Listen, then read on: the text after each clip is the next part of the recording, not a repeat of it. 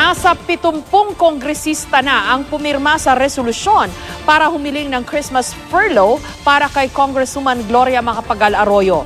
Malaki na raw ang ibinagsak ng katawan ng dating Pangulo na naka-hospital arrest sa Veterans Memorial Medical Center. Samantala, itinanggi ng PNP ang napaulat na paghihigpit sa pagbisita kay Arroyo. May report si Sherry Ann Torres.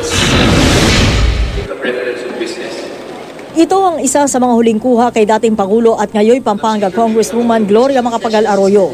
Halata ang pagbagsak ng kanyang katawan. Kasalukuyan pa rin naka-hospital arrest si Arroyo sa Veterans Memorial Medical Center.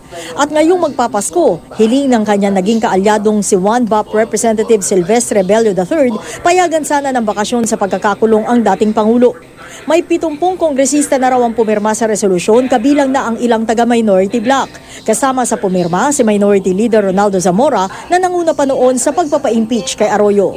Marami sa amin ay nagtatanong, hindi ba naman pwedeng pagbigyan just for a short Christmas break a former president of the Philippines? Nakarating na rin daw kay Bello ang balitang pinagbabawalan ng PNP si dating First Gentleman Mike Arroyo na mag-overnight sa VMMC. I just hope na kung totoo man yan, I hope it is not a reaction to my resolution.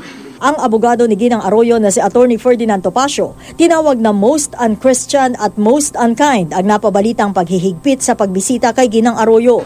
Pero sabi ng PNP, hindi totoong pinagbawalan ang dating First Gentleman na mag-overnight doon. Binago lang daw nila ang visiting hours kay Ginang Arroyo. Kung dati ang close of visiting hours is at 9 p.m., ngayon ay 9:30 na.